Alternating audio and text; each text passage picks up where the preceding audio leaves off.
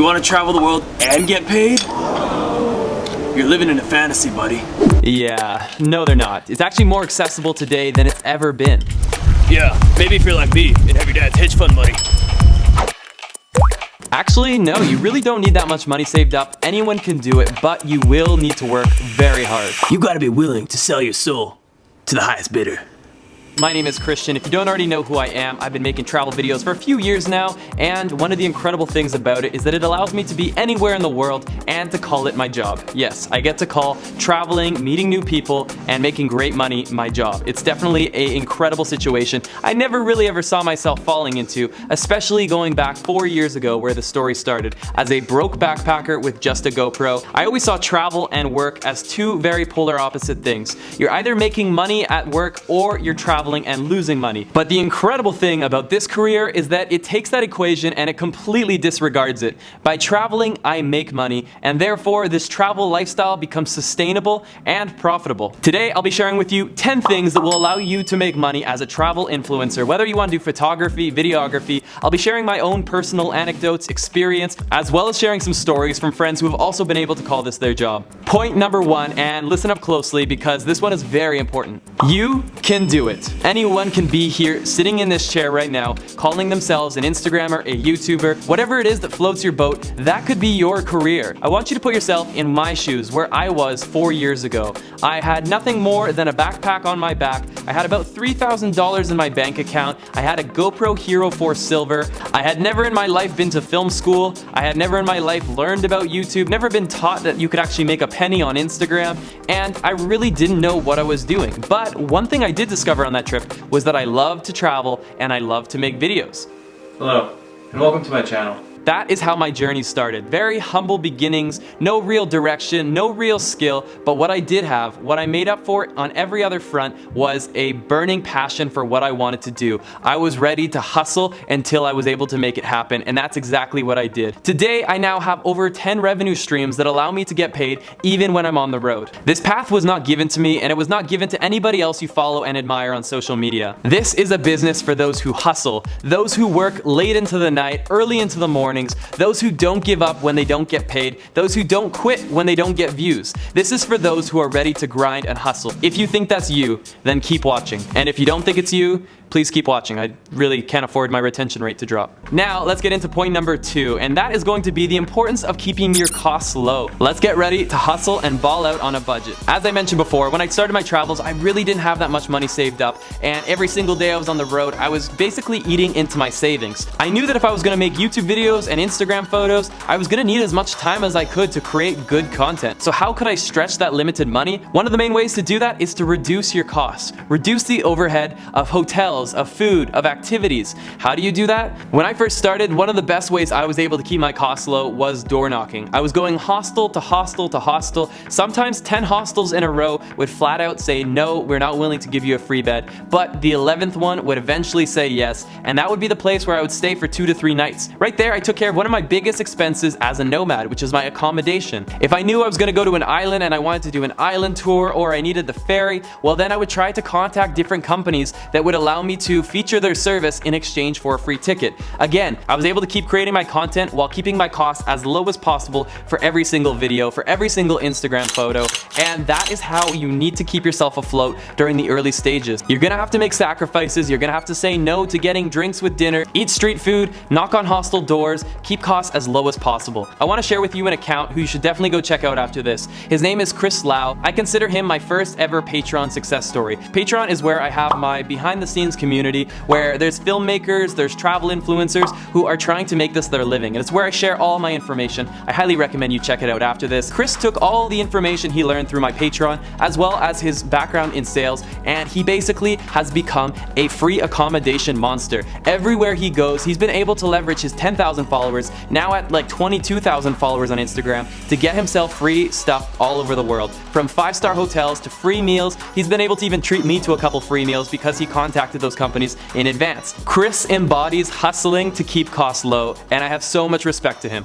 The next point is diversify your income sources. So as I mentioned at the beginning of this video, I now have like over 10 income sources that allow me to make a great living. Maybe I didn't get as many views on YouTube that month, or maybe I didn't have as many visits to my Shopify store. It tends to even out because there's 10 of them, and so I'm not heavily relying on any of them. It gives you a lot more financial security. I'm going to talk about what my revenue sources are, as well as some other revenue sources that my friends are using. I'm not going to give them to you in the particular order of importance, but let's start off with the first one, and that's right now the ad revenue that's being earned by this video and basically every other monetized video on my channel. Right now I've been averaging 2.5 to 3 million views every single month, and that actually adds up into a pretty nice paycheck every month. Now another income source is my products that I sell through my Shopify store. I have a Philippines travel guide, Thailand travel guide, Peru travel guide. I have a guide on how I edit my travel videos, so if you're curious about any of those, again, they're linked down below. This is how I make my living. Those 4 products, once they were made, they become passive income. So every single time I make a sale, there's no real cost because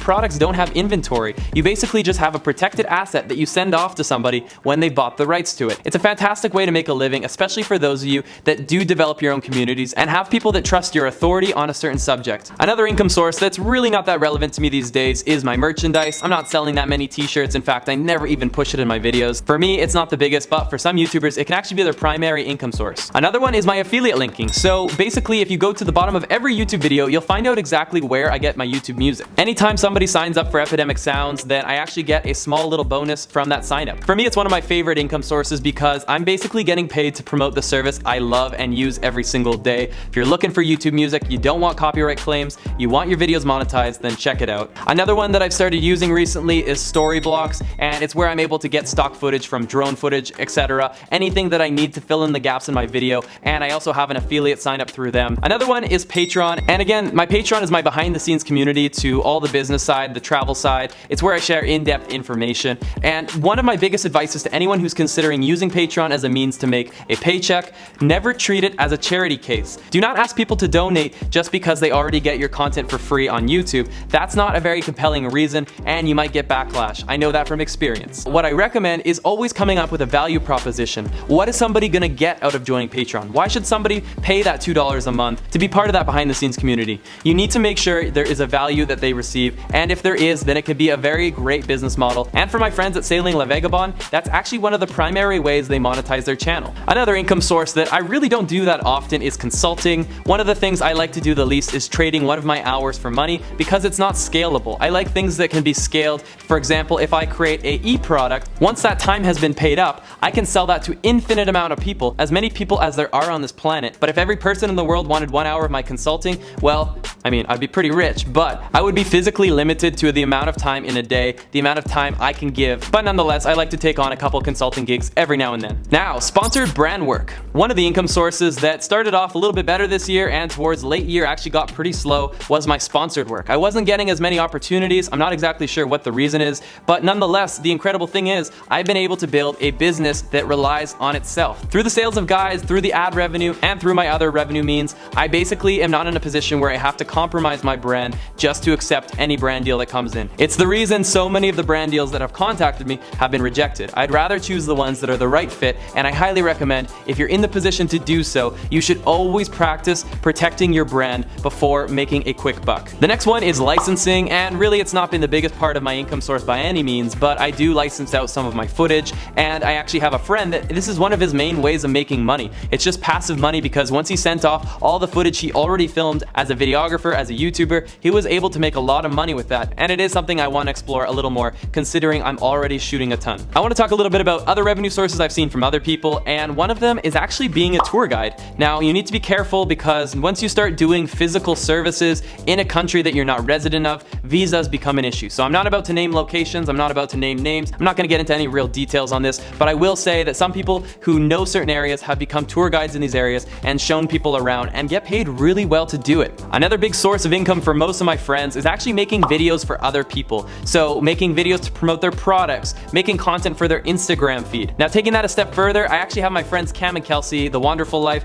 and they actually manage a couple of companies' social media feeds. So not only do they send them the content, but they're actually the ones who are actively posting it on their account, and that gets them a nice weekly or monthly paycheck that allows them to be nomadic, work from anywhere in the world. I have some friends that do photography gigs, whether it's struggling to shoot some models or if it's going down and shooting a wedding. These can actually make some decent paychecks but they're not that consistent typically unless you've done a really good job keeping your business regular. The good thing about them though is in the 1 or 2 days that you work, you can make a few $100s and even a few $1,000s in a few days if your marketing and branding is good. Some of my friends have started doing workshops, and it's something that I'm actually thinking about doing here in Bali, maybe in May. If you would ever consider coming to a Lost LeBlanc workshop, comment down below. I'd love to hear your thoughts if it's something you would like to do. Now, those are just a few of the revenue sources that friends and myself are using. Now, to close off this point, I want to also say that what may work for me or a friend might not work for you. What I highly recommend though is you look at what you enjoy doing and even examining some of the skills that you already have. If you're a surfer, then maybe you can teach lessons. If you're a singer, maybe you could do lessons online. Maybe you could develop a singing course.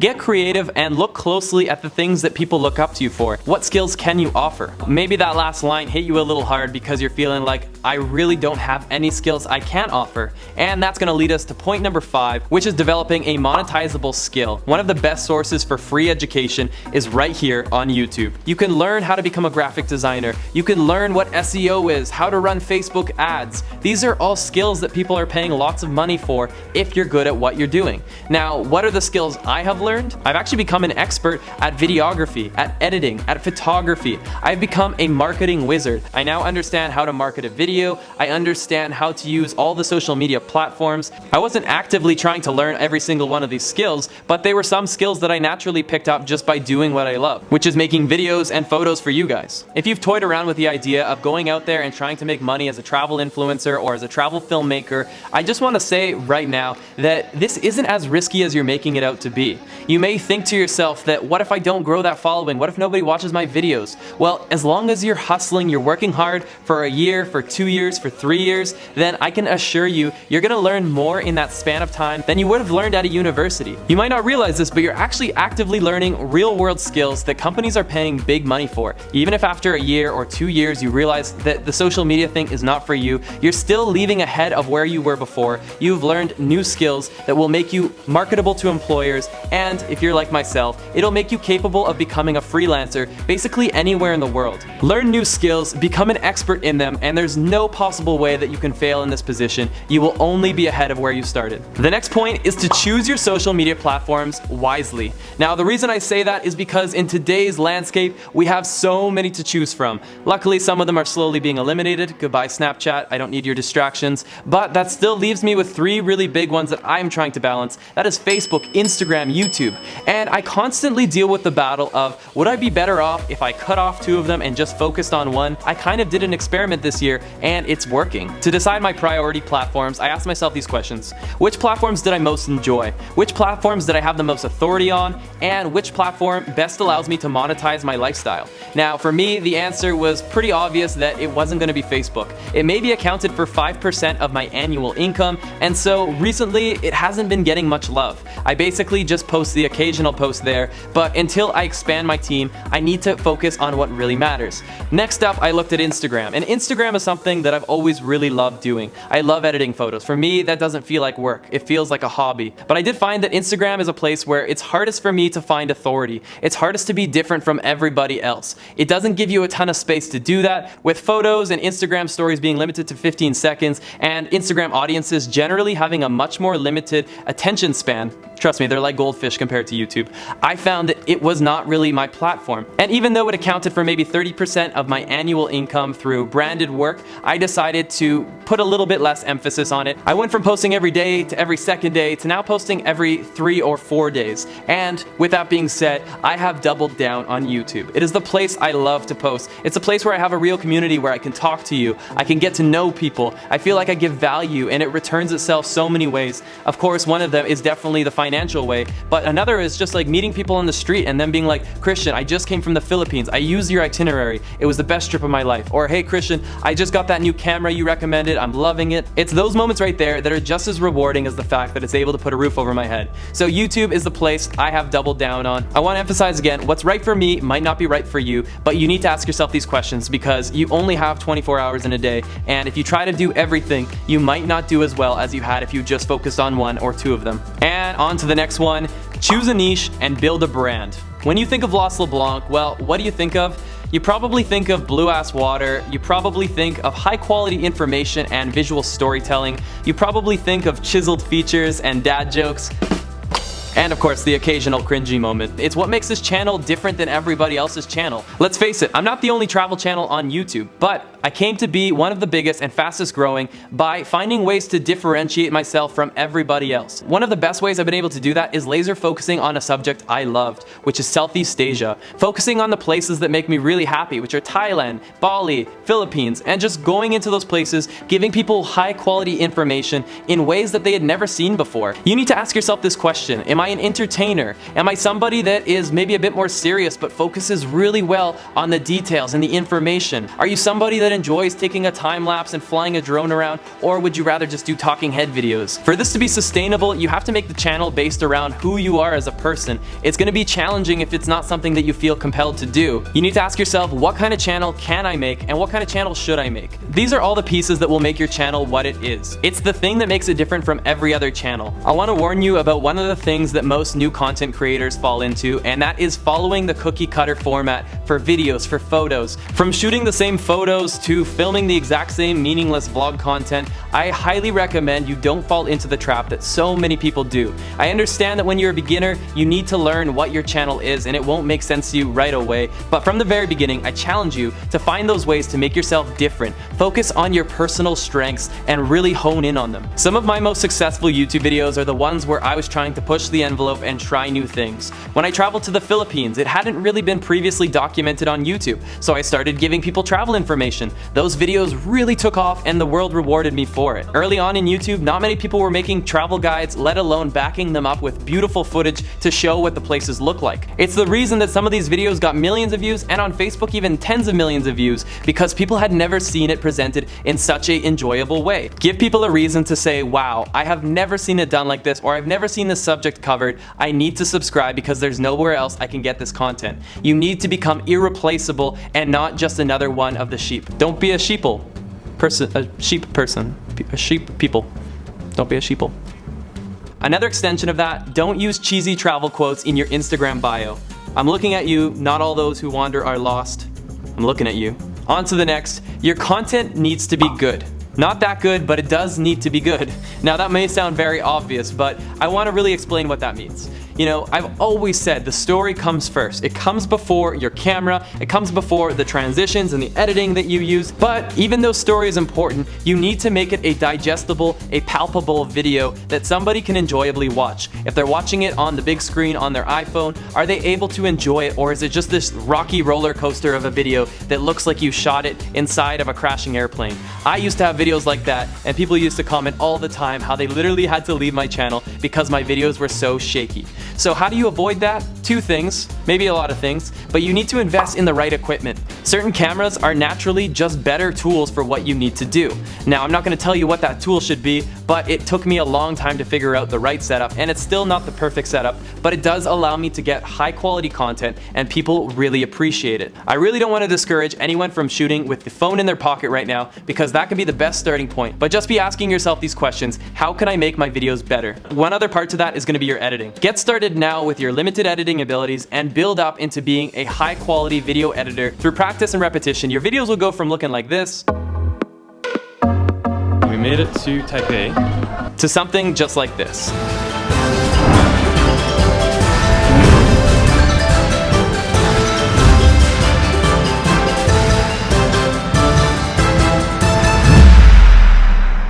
It's possible for anyone because I did it too. One of the most important parts of all of this is to build a community. And one thing I want to emphasize more than anything else is that each and every single person that comments, that likes, that comes across your channel matters. Your channel, this channel, is absolutely nothing without the people that get behind it. You are reliant on these people who come in and watch your videos, the people that follow you on Instagram. Without them, your channel, your business is nothing. Myself, I have been very fortunate. I've been able to grow a community on multiple platforms. I've had so many incredible people pour in their support, and with that comes a lot of messages. One of the biggest guilts I wear is when I look at a message and I'm like, if I respond to that message and the next message and the next message and all of the messages from the other 1,000 people that have messaged me this week, I won't be able to do what I'm doing in the first place. And so yes, you have to prioritize your time, but I think that it is incredibly important, especially in your early stages and in the late stages, to make sure there's always that active communication going on with your community. Make sure you're giving back to the people that give you so much. Make sure that you're commenting when you can. Make sure that if people are telling you, look, we don't like the direction your channel's headed, that you're actually listening to them. You can't always listen to everyone, but at least know what your core audience is trying to tell you,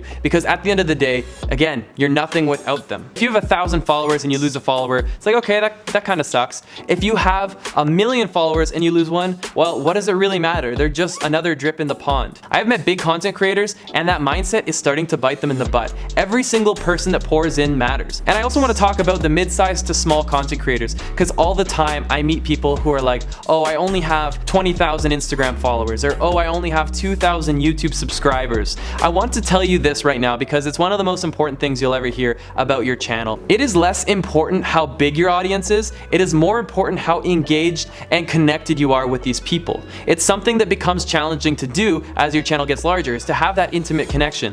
But there are people who have 1,000 follower audiences that are making full-time income, that are able to enrich 1,000 people's lives because they have such a close connection with them. So never underestimate the size of your audience or anybody else's. I actually had this one email come in from another guy one day. I think he had 5,000 subscribers on YouTube, but he was telling me that he was basically making 100K or more off of that 5,000 followers. He was showing me just how powerful it is if you have a strong audience. It's the idea that it's better to have 1,000 screaming fans than it is to have 1,000,000 subscribers that don't even remember who you are or why they subscribe. So really focus on building that early audience, that community. Make sure you give them a brand identity they can latch onto and want to support. And don't forget that behind every single view, every single like, is a real person that has actually made a sacrifice of their own personal time to give you that support. The same logic applies just as much to me. To any of you who are still listening to me babble on, I wanted to say thank you so much for being here. Every single one of you, you are the reason my channel has become what it is today, and I attribute all my success to you.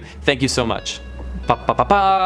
Become an expert on a subject. If you want to be successful on social media, if you want to make a living out of this, you're going to need to find a subject that you can find authority over. My expertise is travel, but in particular it's Southeast Asia. Almost anyone who comes to Southeast Asia who's an English speaker has seen at least one or two of my videos, whether they recognize me or not. Why is that? Well, it's because I know the trending locations, I know the overrated destinations, I know the best places to go for families and their kids. I know the best places to travel for people who are looking for incredible nightlife and solo travel. I give people tons of information and I give it to them in a presentation that they enjoy. That is something that has taken me years to craft, but I've gone to a place where I am an authority over a certain subject. It's this very same authority that has allowed me to monetize through selling travel guides, that has enabled me to have so many other opportunities opened up to me. In addition to that, over the years I've become an expert in videography and photography. I've basically become a one-man production house that teaches people how I do it. I became a self-proclaimed expert by basically just going out there and doing, learning from YouTube, using cameras every single day and using lots of them, shooting them in all conditions, making everything from vlogs to documentaries. I have a wide array of experience in all of this, and it's what gives me, again, the credibility to be able to share with other people and monetize this information. If you're a vegan, if you're a weightlifter, if you're a Canadian, if you're a freediver, these are all unique things about you that people want to learn more about. And if you can convey the information, if you can share that lifestyle or something about it that people want to watch, you become an authority. So naturally, it's best to find the things you're already doing, but some of these expertises will come with time as you invest yourself more and more in that subject. That is what happened with me in Southeast Asia and videography, photography. My 10th and final tip for anyone that wants to make a living as a travel videographer, photographer, influencer, whatever you want to label it, is to be flexible. Now, what does that mean? Well, flexibility is really just the willingness to go with the flow, being able to adapt, being willing to accept the uncomfortable. Maybe you're used to comfortable North America, but now you're going to be staying in hostels for the next 30 days. Maybe you're used to having your mom cook you breakfast, but now you're eating street food 10 meals in a row just to keep costs low. That is flexibility. Maybe you wanted to make all your money doing photography gigs, but you haven't had one in a month and somebody just offered you the job of babysitting their child. Be flexible, be willing to take on these little odd jobs here and there, and be willing to do anything and everything it takes to get your business to where you want it to be so that one day you don't have to do those things anymore. Flexibility is like one of the #1 things to making this this work in a career field that is so uncertain and unpaved. For those of you that just show up, buy the one-way ticket, go with the flow, you will find ways to make it work, and a lot of the times it won't be in the way you planned. A lot of the time the plan gets thrown out the door and new, brighter, more exciting opportunities arise. But one thing is for sure, it's gonna take sacrifice, it's gonna take a lot of hard work, and most of all, you just gotta commit. If this is the thing you wanna do, it's the day to day to make it happen. I hope you enjoyed this video, a bit about how I make my money, how I call this my career, and how you can one day call it your career. You could be the next one sitting in this chair, probably not this actual chair, but like a chair, sharing your information with so many people. And I really take this seriously because this information is what made my life better. I went from being at a job where I was miserable, a lifestyle that I hated, and I now am in a place where I love every single day, even when it means being on that laptop over there for 12 hours because the edit wasn't finished. It is the thing that makes me happy. I just hope for anyone that wants something similar that they make it happen. If you want to learn about anything I talked about, from e-products to Patreon, it's all going to be linked down below, and you guys already know, new videos every single Saturday. Smash that subscribe button, smash the bell button, hit the thumbs up thing, and let's get lost again in the next one.